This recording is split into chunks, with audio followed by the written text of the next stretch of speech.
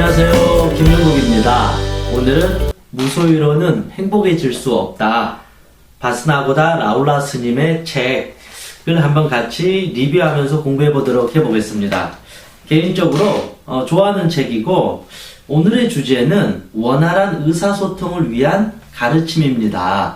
우리는 인간관계를 하면서 때로는 이 사람과 싸우기도 하고, 그러다 보니 이 사람과 결별을 하기도 하고, 또 이 사람을 내가 도와주기 위해서 어떻게 조언을 하고 또 어떻게 충고를 해야 되는지, 또 살다 보면 이런 사람과 인연을 끊어야 되는데 어떻게 인연을 잘 정리할 수 있는지, 그리고 이 사람이 도저히 내 말을 듣지 않고 변화가 없을 때, 내가 답답했을 때, 이 벽하고 대화하는 것 같은 느낌이 들었을 때, 저 고집불통인 저 사람을 내가 어떻게 또 대해야 되고 어떻게 내 마음을 또 추스려야 되는지, 이런 다양한 인간관계 속에서 이루어지는 의사소통에 대해서 알아보도록 하겠습니다. 첫 번째, 민감한 주제를 놓고 논쟁하지 마라. 붓다는 부처님입니다. 붓다는 인간관계로 인한 갈등을 최소화하려면 민감한 주제를 놓고 논쟁하지 마라고 가르친다. 여기서 말하는 민감한 주제란 과학적 근거가 없는 개인의 견해나 믿음과 같은 추상적인 개념을 말한다. 이런 문제를 가지고 아무리 논쟁을 해봤자 결국은 다투고 싸우고 충돌을 야기할 뿐이다. 그래서 이런 문제를 가지고 토론하고 토의하지 말라는 것입니다. 다른 사람이 민감한 주제를 이제 먼저 꺼낼 수 있잖아요. 그게 정치든 종교든 아니면 자기의 신념과 같은 것을 이야기하자고 꺼낼 수 있잖아요. 그래서 다른 사람이 민감한 주제를 화제에 올리면, 말을 하면 붓다는 논쟁을 하기보다 침묵을 지키곤 했다. 붓다는 침묵에 대해 설명하길, 말이 초래할 수 있는 나쁜 결과보다 차라리 낫다, 차라리 침묵한 게 훨씬 낫다, 이런 어떤 정치나 종교나 이 의견이 다른 이 사상, 신념에 대해서 아무리 말을 해봤자 오히려 나쁜 결과가 나오기 때문에 차라리 침묵하고 가만히 있는 게 낫다라는 것입니다. 왜냐하면 이런 어떤 주제는 결론이 안 나요. 나는 교회를 다니는데 저 사람은 절에 다녀요. 둘이 아무리 백날 이야기해봤자 결국은 싸우게 되잖아요. 그래서 결국은 가만히 있는 게 낫다. 왜냐하면 결국은 결론이 나지 않기 때문에 결국은 다툼과 싸움과 논쟁만 되면서 결국은 서로 이별을 하게 되거나 엄청난 화를 초래하게 된다는 것입니다. 그래서 이런 주제를 놓고 논쟁하느니 차라리 한 발 물러나고 침묵하고 가만히 있는 것이 인간관계를 원만하게 유지하는 좋은 방법이라고 오히려 말을 합니다. 물론 그렇다고 해서 모든 논쟁을 회피하거나 아예 하지 말고 도망가고 모른 척 하라는 것은 아닙니다. 어떤 이 문제가 이 사회에 해악이 되고 나를 괴롭게 하고 정말로 나쁜 일이라면, 내 삶을 고통으로 빠져들게 하고 이게 아무리 봐도 도덕적으로 양심적으로 불합리하고 잘못됐다라면 그때는 우리가 충분히 이 주제를 가지고 논쟁하고 토의하고 때로는 화도 낼 수 있다. 그런데 결론이 나지 않는 이런 개인의 신념이나 정치와 이 종교와 같은 이런 형이상학적인 이 주제에 대해서는 굳이 논쟁을 벌여봤자 아무런 도움이 되지 않고 오히려 이 좋았던 인간관계는 깨지게 된다는 것입니다.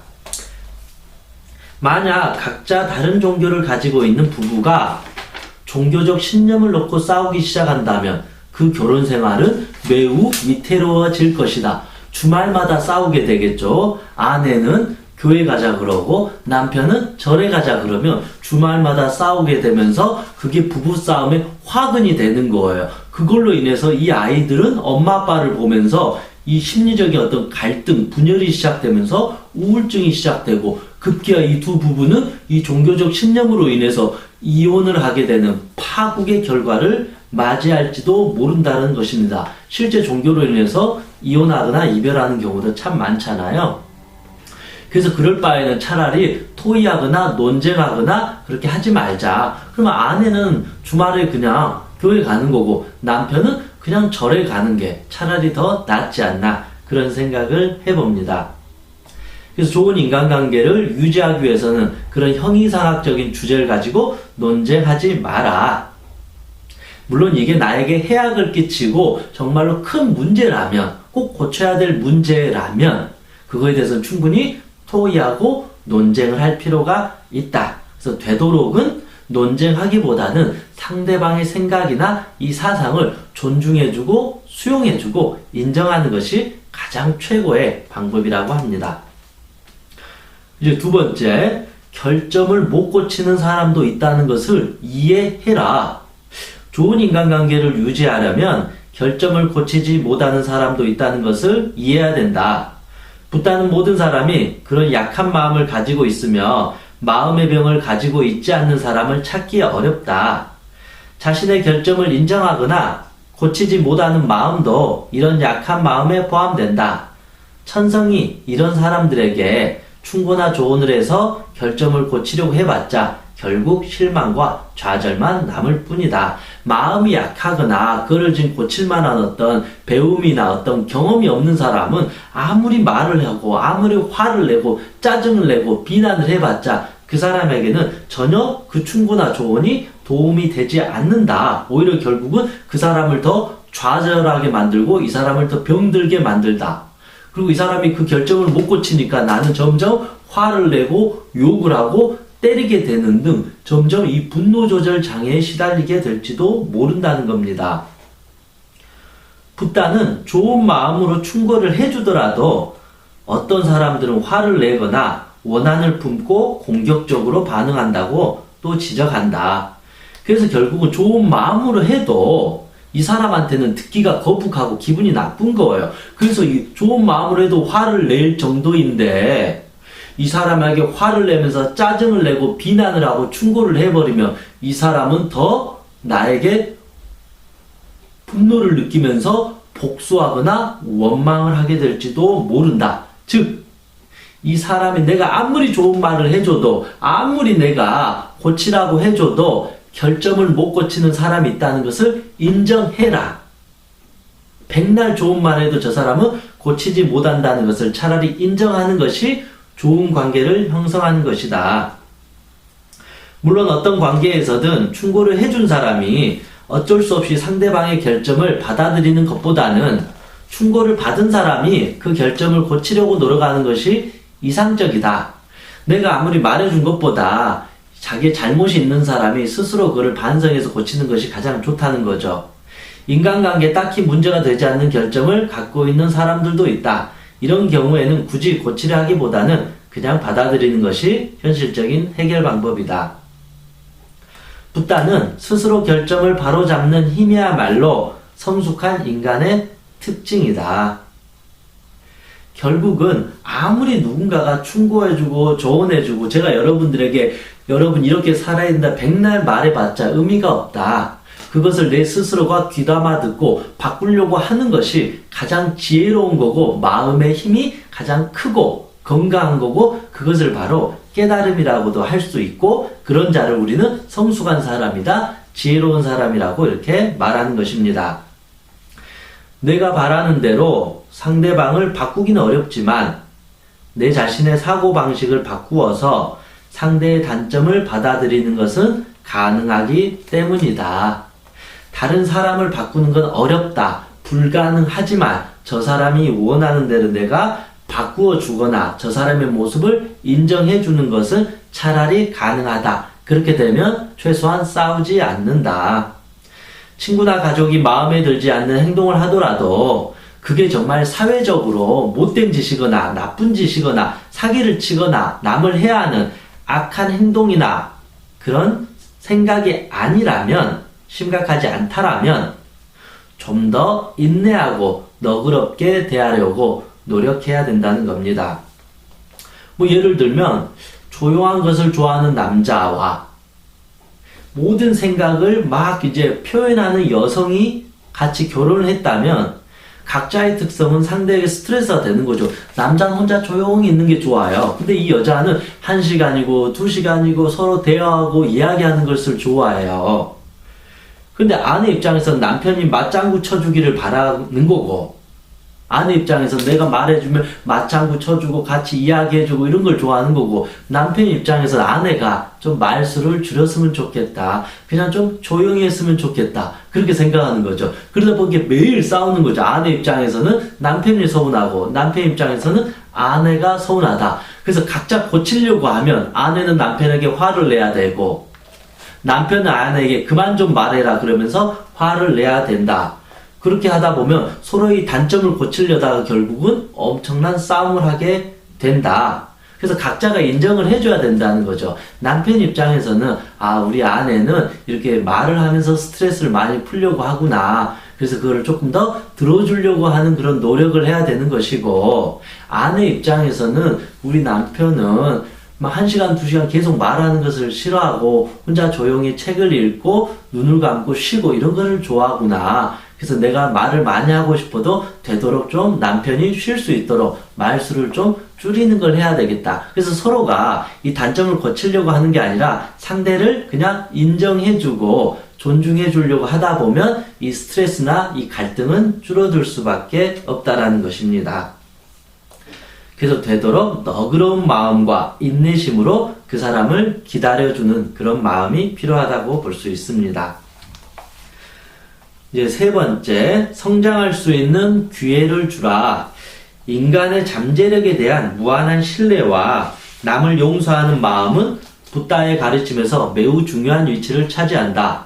모든 인간은 잘못을 저지른다. 때로는 인간관계에 심각한 타격을 입힐 정도로 나쁜 잘못을 저지르기도 한다. 붓다는 그런 나쁜 사람을 용서하고 잘못된 길을 가고 있는 사람에게도 성장할 수 있는 기회를 줘야 된다고 강조했다. 이 가르침은 배우자나 친구, 가족 등 가까운 관계의 사람이 저지른 잘못이 뭐가 되었든 다 잊어야 한다는 의미가 아니다. 내 친구나 가족이나 내 주변 사람들이 나쁜 짓을 저질렀는데도 그걸 다 잊어버리고 용서하라는 것은 아니다. 과거의 잘못을 저질렀다고 해서 그 사람의 본성이 악하고 어울려서는 안 되는 사람이라고 단정 짓지 말라는 것입니다. 사람들은 자신의 잘못에서 교훈을 얻는다.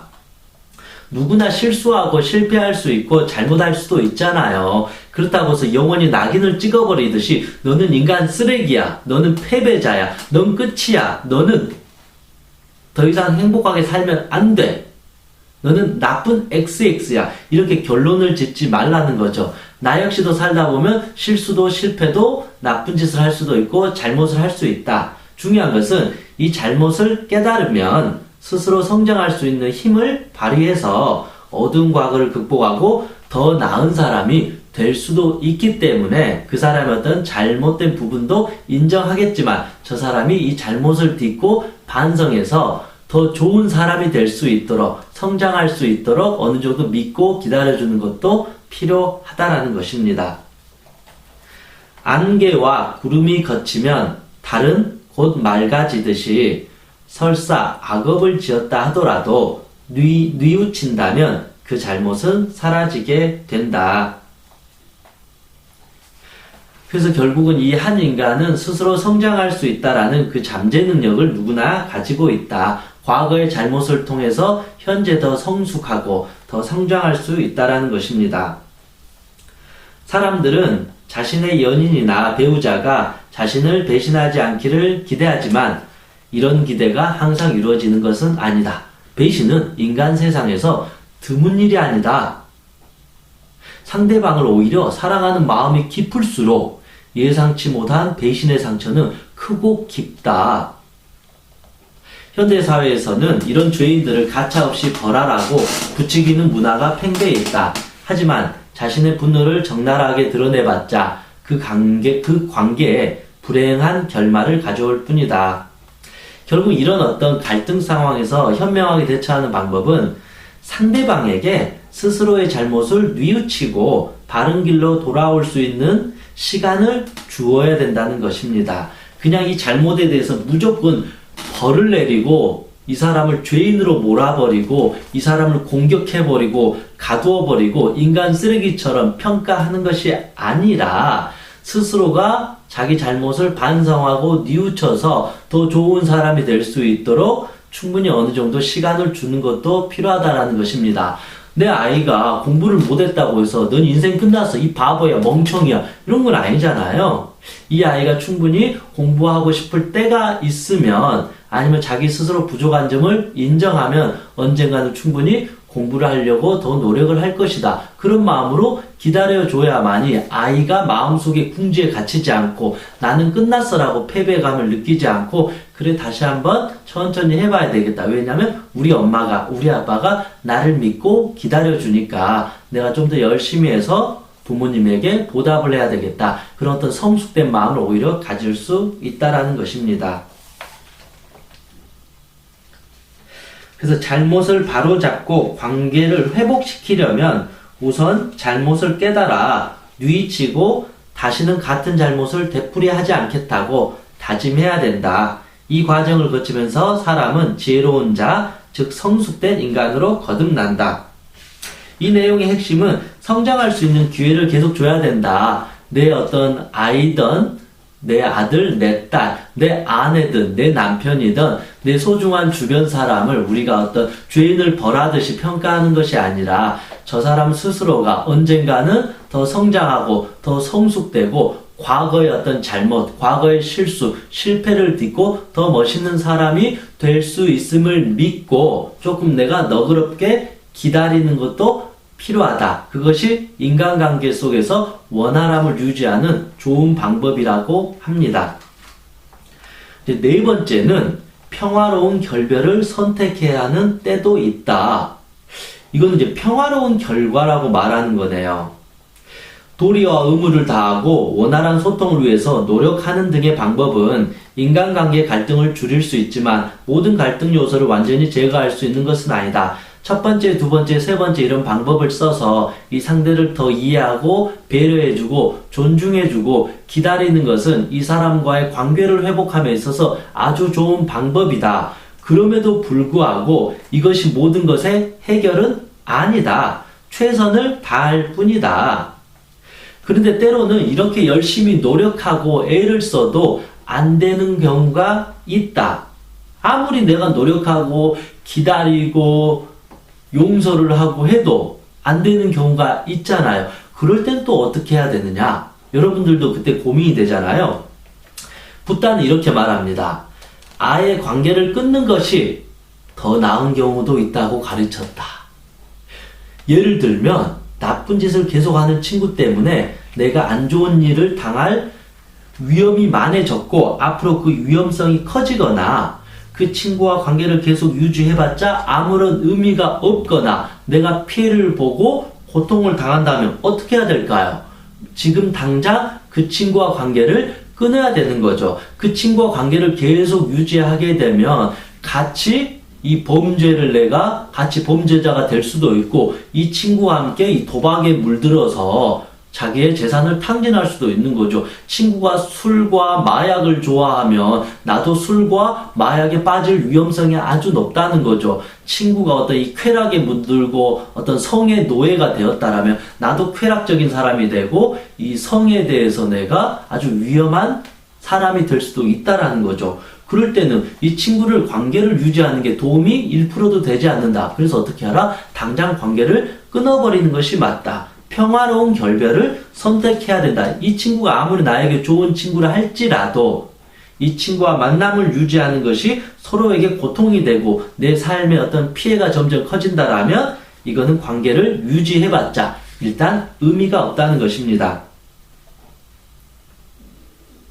결국 이제 이런 경우 그 관계를 유지할지 끊을지는 결국 당사자 자신이 결정할 일이라는 것이죠. 내가 그 사람하고 충분히 관계를 유지해요. 근데 그 사람과 관계가 힘들면 내가 그 힘든 거를 감수하고 갈 것인지, 그런데 저 사람과 관계를 계속 유지해봤자 계속 스트레스 받고 짜증나고 내 삶에 아무런 유익함이 없다.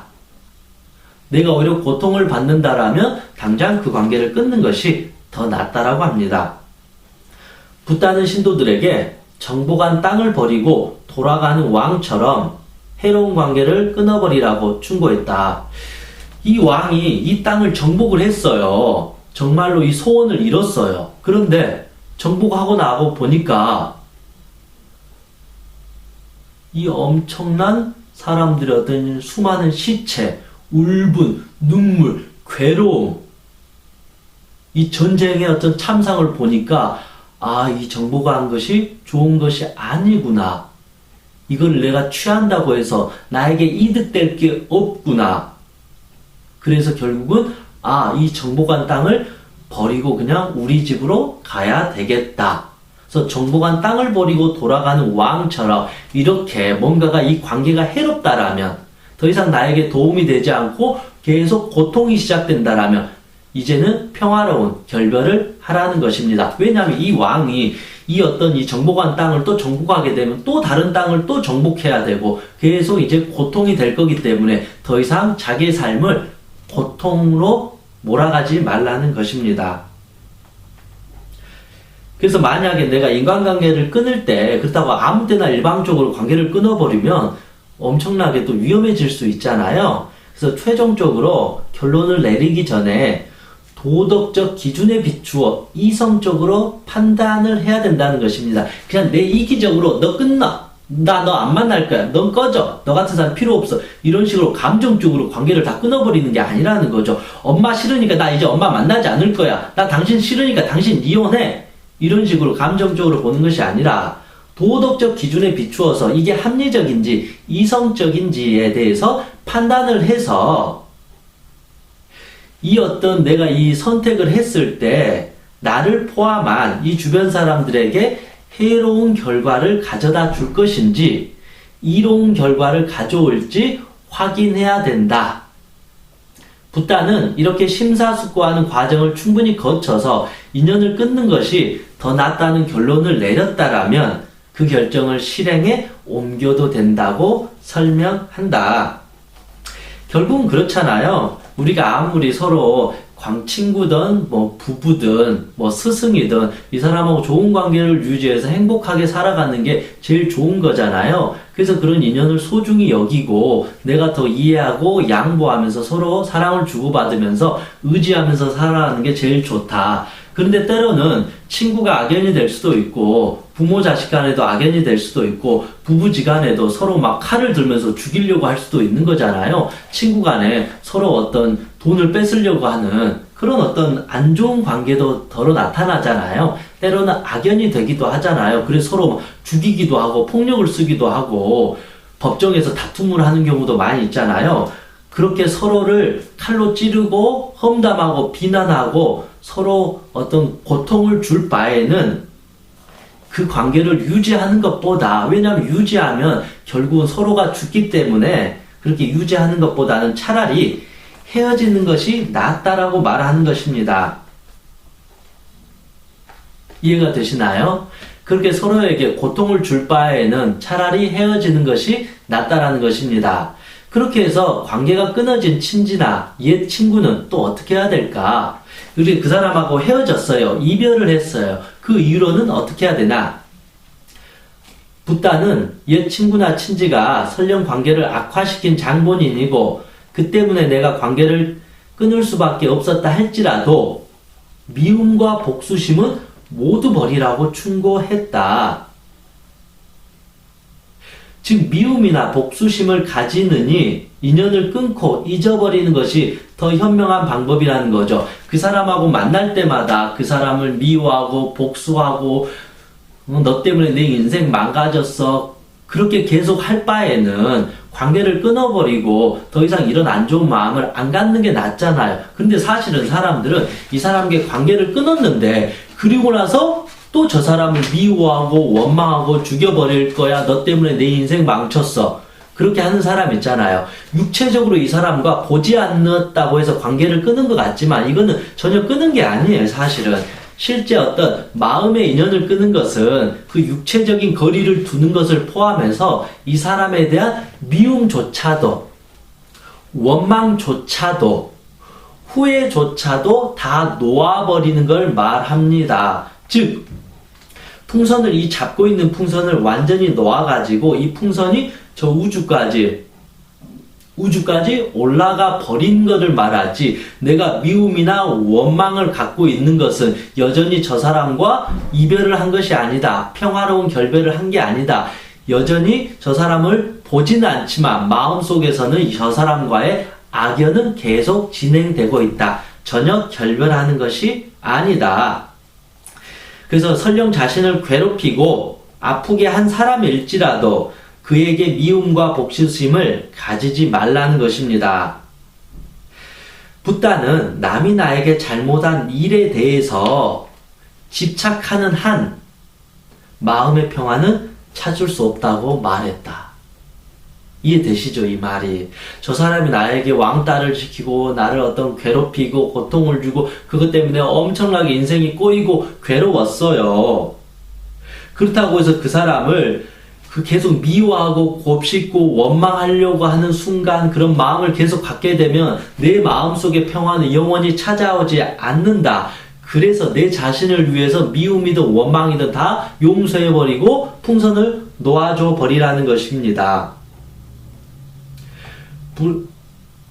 왜냐하면 내가 그렇게 그 사람을 미워하고 원망하면 할수록 그 증오의 마음이 내 가슴 속에서 싹이 트면서 내 인생을, 내 삶을, 나를 분노의 화신으로 만들어 버린다는 것입니다. 이미 깨어진 관계에, 이미 끝난 관계, 이미 이별하고 이혼하고 이미 지나간 일, 과거, 끝난 일에 대해서 집착하는 사람은 스스로를 비참하게 만들 뿐이지만 그런 사람은 집착하면 결국 스스로를 비참하게 만들 뿐이지만 용서하고 있는다면 평화를 찾을 수 있다. 이렇게 말을 합니다. 이해되시나요? 이상 4가지 붓다가 이 인간관계 속에서 이 원활한 의사소통을 어떻게 잘해야 될 것인지 이 방법을 안내해 줬습니다. 그래서 결론적으로 또 남과 이야기할 때는 5가지를 알아야 한다. 때가 적절해야 되고 진실을 말을 해야 되고 부드러운 말을 써야 하고 도움이 되어야 하고 사랑하는 마음을 가져야 한다. 전체적으로 종합해보면 이런 것 같습니다. 기본적으로 우리는 사람을 대할 때 따뜻한 마음과 자애의 마음이 필요한 것 같아요. 그리고 우리는 저 사람이 단점이 보이고 결점이 보이면 그거에 대해서 화를 내고 그거를 뜯어서 어떻게 고치고 싶잖아요. 그런데 그게 아니라 나도 내 결점이 있는 것처럼 저 사람한테도 결점이 있다. 그래서 그 사람의 결점이 있다는 걸 차라리 인정하고 받아들이고 존중하는 게 맞다. 내가 아무리 화내고 욕하고 충고해봤자 저 사람은 더 화가 나고 더 속상해하고 오히려 그런 나에게 원망을 하게 되고 복수를 하게 되면 오히려 내 자신은 더 큰 피해를 보게 된다라는 것입니다. 그리고 저 사람이 바뀌지 않을 부분에 대해서 내가 차라리 말하는 게 아니다. 가만히 있으면 시간이 지내서 이 사람이 언젠가는 반성할 때가 온다. 반성하고 스스로가 뉘우치면 좋은 거고 반성하지 못하면 그냥 그 사람이 바꿀 수 없다는 것을 그 사람은 여기구나 라는 것을 차라리 인정하는 것이 좋다. 그러면 두 분 다 저 사람하고 크게 다투거나 싸울 필요는 없다. 그래서 항상 사랑하는 마음으로 그 사람을 존중해주고 기다려야 된다. 그럼에도 불구하고 도저히 내가 그렇게 최선을 다했는데도 저 사람과의 관계가 점점 악연이 되면서 나중에는 욕을 하게 되고 서로 매일 볼 때마다 눈을 부라리면서 싸우게 되고 폭력을 쓰게 될 정도로 심각한 상황이 된다라면 내 삶에 도움이 안 된다라면 그리고 저 사람한테도 도움이 안 된다라면 과감하게 인연을 끊어버리자. 때로는 바뀌지 않고 내가 아무리 저 사람하고 인연을 유지해도 도움이 되지 않는 경우가 있다. 그래서 평화로운 평화로운 결별을 선택해야 되는 때가 온다. 그렇게 말할 수 있습니다. 이런 어떤 4가지의 어떤 가르침을 여러분이 인간관계를 대하든 가족을 대하든 친구를 대하든 좀 지혜롭게 잘 대처해서 좋은 관계를 형성했으면 좋겠습니다.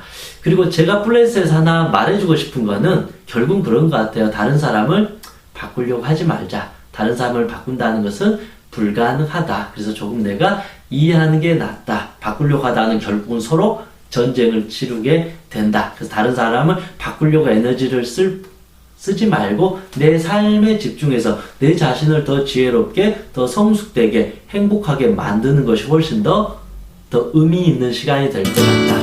저는 그런 생각을 해봅니다. 이상 행복제문사